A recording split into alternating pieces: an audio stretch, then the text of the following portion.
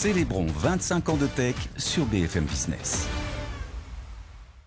Nous sommes sur le campus de Microsoft à Redmond, à côté de Seattle, dans un endroit assez extraordinaire. Ce sont les archives de l'entreprise. C'est ici que tous les secrets, depuis 5 décennies, sont gardés. Et pour en parler, Patty Thibodeau, qui est la gardienne des archives. Hi, Patty. Bonjour Patty, ravie d'être ici. Où sommes-nous exactement ? Ici, vous êtes aux archives de Microsoft, où nous travaillons à rassembler, préserver et partager l'histoire de Microsoft. Nous avons un peu de tout de l'histoire de l'entreprise. Quel genre d'objet avez-vous ici ? Comme je l'ai dit, un peu de tout. Nous avons de la documentation, des vidéos, des photos, des prototypes, des objets physiques, ainsi que des objets créés par les employés de Microsoft. Quel est le plus ancien en votre possession ? On sait que Microsoft va fêter ses 50 ans. Alors, avez-vous des objets datant d'il y a 50 ans ? Oui, nous avons des choses qui remontent à 1955, et donc même un peu avant, mais nous collectionnons principalement de 1975 à hier. Quel est le but ? Juste rassembler des choses, les montrer aux gens ? À quoi cela sert-il exactement ? Notre objectif, c'est de partager l'histoire de Microsoft, que ce soit en interne, comme une opportunité d'apprentissage, mais aussi de partager l'histoire, car si nous ne partageons pas notre propre histoire, quelqu'un d'autre va la raconter pour nous. Alors pourquoi ne pas laisser Microsoft le faire ? Vous avez du matériel, des logiciels et même des choses en lien avec le jeu vidéo. On a vu une grosse moto à l'entrée. Pourquoi ce genre d'objet ? Comment choisissez-vous ce que vous voulez ici ? C'est plus un art qu'une science. Cela dépend donc en grande partie de ce que nous avons déjà dans notre collection, des histoires à raconter que nous repérons. Le jeu vidéo, c'est l'un des points sur lesquels nous nous concentrons donc davantage, mais aussi sur nos logiciels de productivité de base. C'est ce genre de choses que nous étudions. Quel est l'objet le plus étrange que vous ayez récupéré ici, le plus improbable ? L'un des objets les plus uniques que nous possédons, c'est probablement un oreiller. Ça ne semble pas si étrange, mais il y a une histoire derrière, car nous avons une photo du premier appartement de Bill Gates et Paul Allen ensemble. Et sur cette photo, vous voyez l'oreiller. Et nous avons ce même oreiller ici dans la collection, datant de l'époque où ils vivaient ensemble à Albuquerque, au Nouveau-Mexique.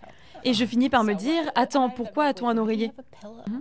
Et cela nous aide à raconter l'histoire de la création de Microsoft. Vous avez également l'Altaïr ici. Nous avons un Altaïr ici. Nous en avons quelques-uns, c'est toujours merveilleux de les montrer. Pouvez-vous nous expliquer pourquoi il est si important pour vous d'avoir ce morceau d'histoire de l'informatique, mais un morceau de la véritable histoire de Microsoft ? C'est précisément pour cette raison, parce que ça fait partie de l'histoire de Microsoft. Alors quoi de mieux pour illustrer le chemin parcouru que de regarder d'où nous venons ? Vous avez aussi des éléments inattendus de la série télé Halo. Cela fait aussi partie de l'histoire ? Alors quoi de mieux pour illustrer le chemin parcouru que de regarder d'où nous venons ? C'est un morceau de notre histoire. Cela témoigne de nos interactions avec la culture et la société. Quelle meilleure façon de le montrer que de regarder comment nous nous présentons, nous et nos franchises. Pourquoi n'avez-vous pas un musée ? Vous avez tellement de choses ici. Nous en avons beaucoup, mais nous avons un centre d'accueil accessible au public avec des objets de la collection que nous exposons de temps en temps.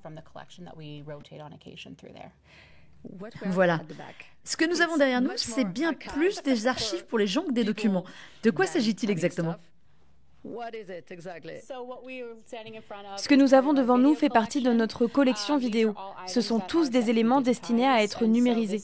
Cela comprend des publicités, des b-rolls, des vidéos de produits, ainsi que des vidéos de conférences internes, des choses comme ça. Cela montre simplement comment nous avons utilisé nos produits et comment nous en avons parlé.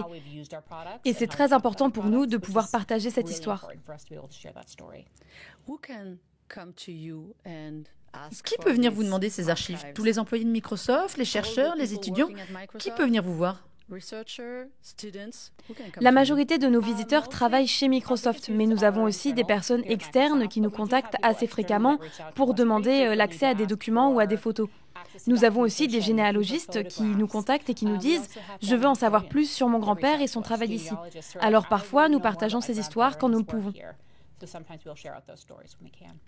Vous pouvez donc recevoir des dons provenant de l'extérieur de Microsoft. Nous faisons non seulement des transferts internes, mais aussi des dons externes.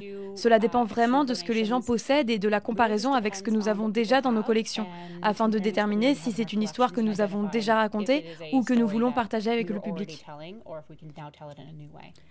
Avez-vous eu de bonnes surprises ? Oui, on a eu des objets vraiment uniques. On a reçu un Atari en don, ce qui semble unique, mais on a aussi fait des jeux pour Atari. C'est plutôt sympa de recevoir des objets uniques. On se dit qu'on n'aurait pas pu obtenir ça autrement que par un don.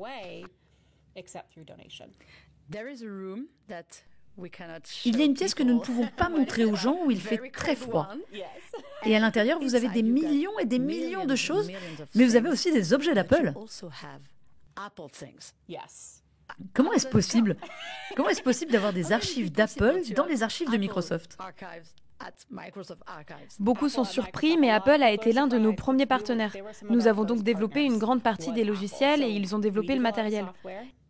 Et comme nous conservons beaucoup de matériel tiers, car nos logiciels fonctionnaient dessus, nous voulions pouvoir disposer de matériel complémentaire. C'est pourquoi nous avons pas mal de produits Apple cachés à l'arrière. Vous êtes la gardienne des archives, la gardienne de la mémoire de Microsoft. Qu'êtes-vous le plus fier d'avoir ici ?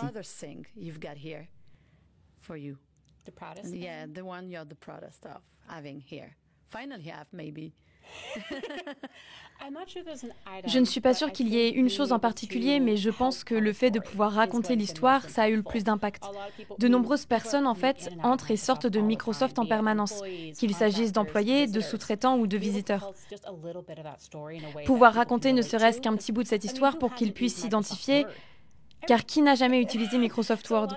Beaucoup de gens ont utilisé nos produits, mais connaître l'histoire derrière et les personnes qui les ont créés, ça fait toute la différence. Alors sur le mur, partout, il y a des fragments de souvenirs. Il y a un homme en vert sur le mur, il a l'air très timide. Pouvez-vous nous dire qui c'est ? Oui, la photo au mur, c'est une photo de Satya. C'est la plus ancienne photo de lui que nous ayons dans la collection. Et ce n'est même pas une photo, c'est en fait une image tirée d'une vidéo où on le voit parler de la magie et du pouvoir d'Excel. Comment vous racontez ça ? C'est vraiment cool. Un type très timide sur une photo. Merci beaucoup, Patty. Merci infiniment. Célébrons 25 ans de tech sur BFM Business.